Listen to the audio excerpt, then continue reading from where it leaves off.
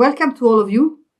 With this video and podcast, we start a series of periodic information to keep you updated on the technical progress of EFRAG activity monthly, including the work of the TAG and of the board. And as we had quite a lot happening also in November, I will cover both November and December in this episode. And I would start from the announcement we made in the context of the COP29, together with the CDP. EFRAG announced further extensive commonalities and interoperability between the respective technical content. This will help to create efficiency in environmental data and notably will help users of the CDP questionnaires for climate to more swiftly identify ESRS E1 disclosures and vice versa. This is important to be considered because it's part of an ongoing cooperation we have with CDP and a continuous ambition in the context of which we will release ahead of the 2025 CDP disclosure cycle a further comprehensive mapping between the two systems. The second project that saw important developments in these 2 months is the development of the standards for non-EU groups, which we call non-EU ESRS. This is a deliverable under the CSRD. Groups with more than 150 million of turnover in the EU need to release sustainability reports using these standards, which are developed starting from set 1 of ESRS with the elimination of risks and opportunities, because this is what the CSRD has asked us to do. Nothing to say with us having doubts about double materiality at all. It's simply that the CSRD requires for this specific group of companies to report only on impacts.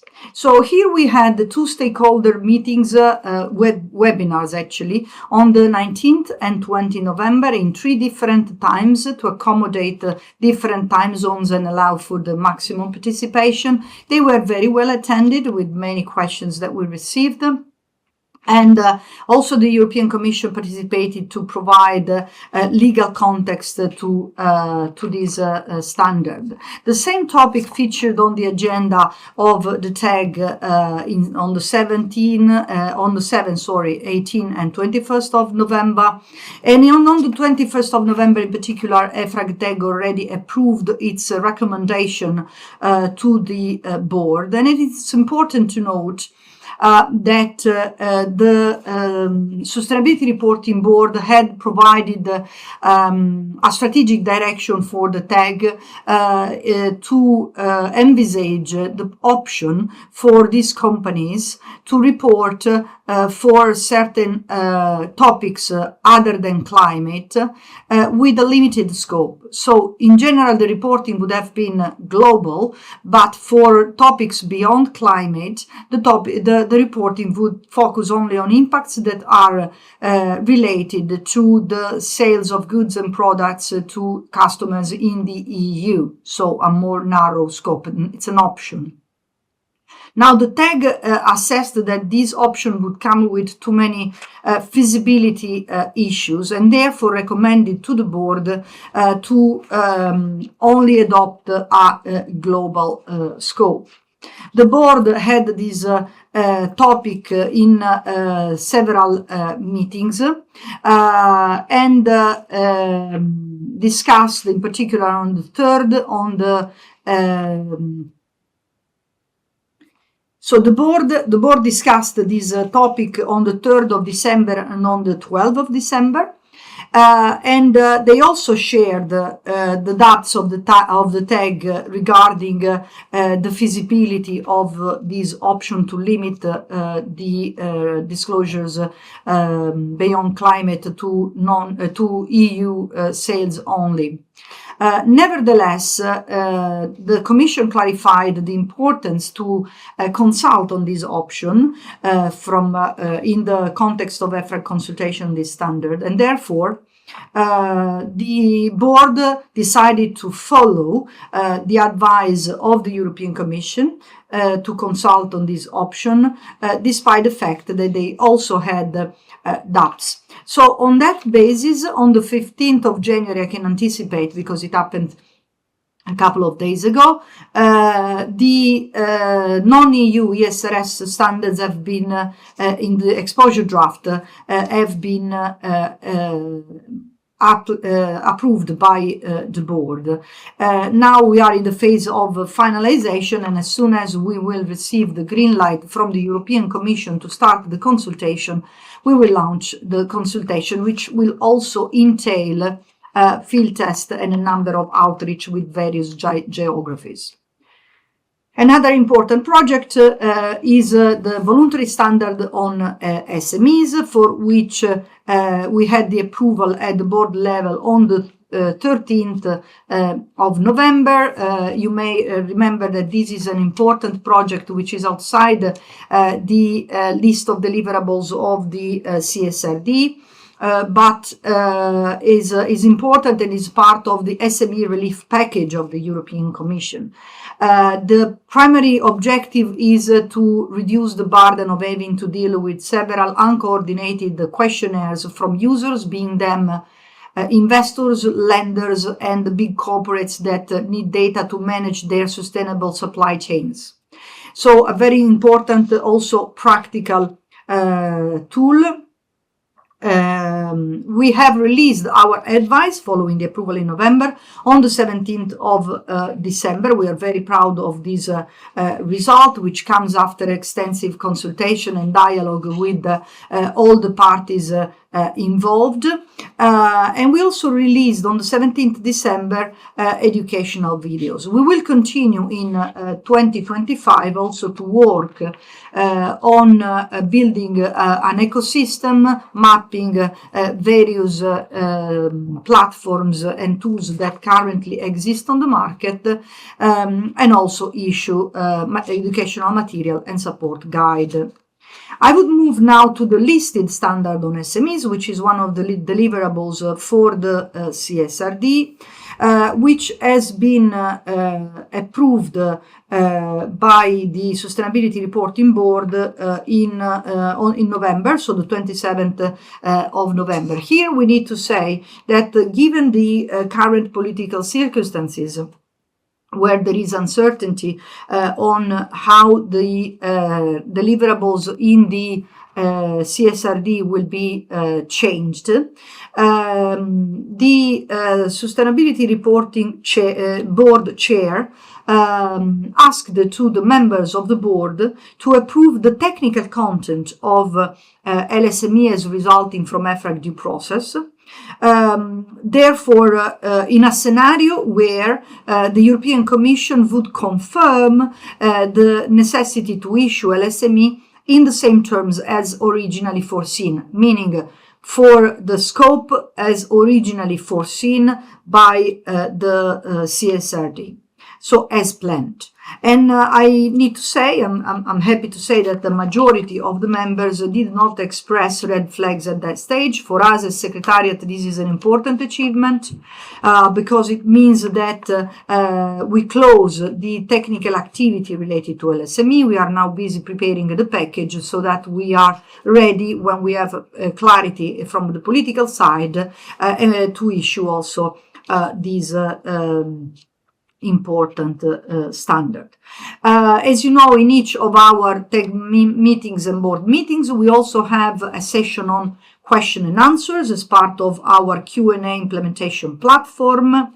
And I'm very happy to tell you that on the 6th of December, we issued 64 new explanations, which were built all along 2024, which means that currently we have replied to 157 total explanations, at least at the date of the 5th December. But we have also released in the meanwhile on the 19th of December other 5 new explanations. So the total is now 162 explanations in total. What will happen now is that the board will continue to work, advised by the TEG, with closed sessions so that we don't create speculations publicly in a moment where the first wave of those that have to deliver their sustainability reporting 2024 are closing. This is a reporting season. We are very sensitive to this, so we will not issue new Q&As before the end of the reporting cycle, so in a couple of months from now. But we are going to continue anyway our work, and we see that the flow of Q&A is not reducing, so we are always continuing, and this is continuing to be an important chapter of our activity.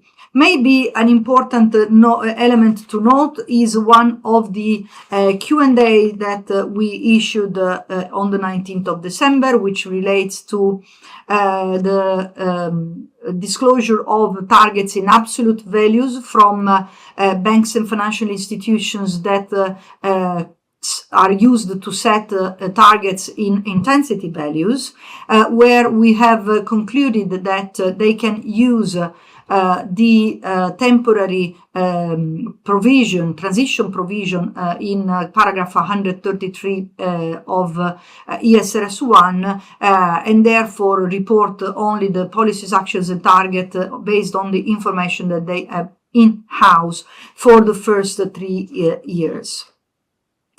Moving to the next project, then I will mention our transition plan on climate change transition plans that has been discussed by the TEG on the 4th of November, but also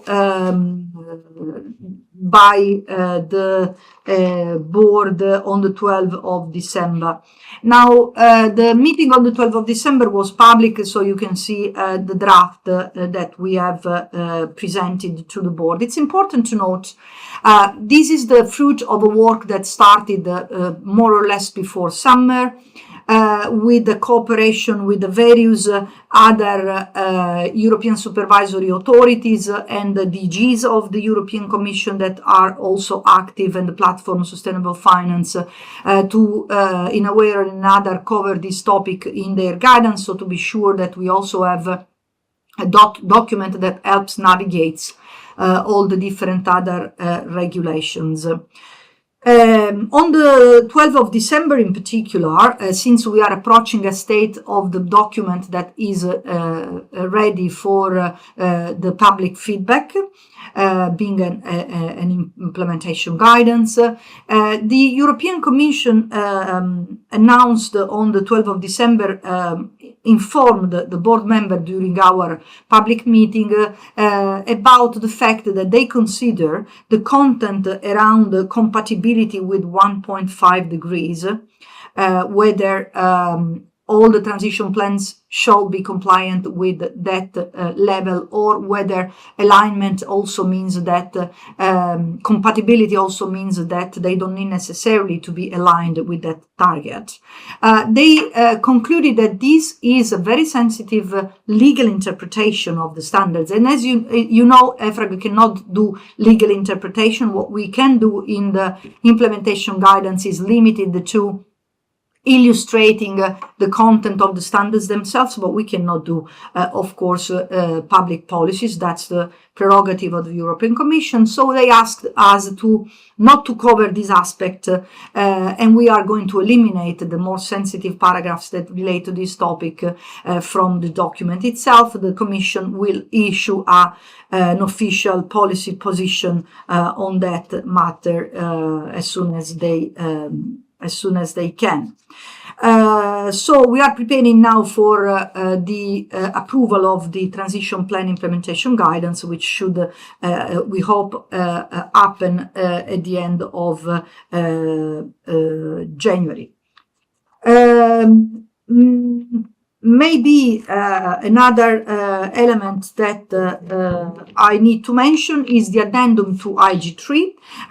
Thanks to the Q&As that we have received, we have spotted a number of elements that were not precise in IG3. And so we have issued a technical addendum with the list of this corrigenda. After the end of the reporting period, we are going to release the IG updated for all these elements. That is all from my side for these 2 months, and I'm looking forward for the next updates. Thanks a lot for the attention.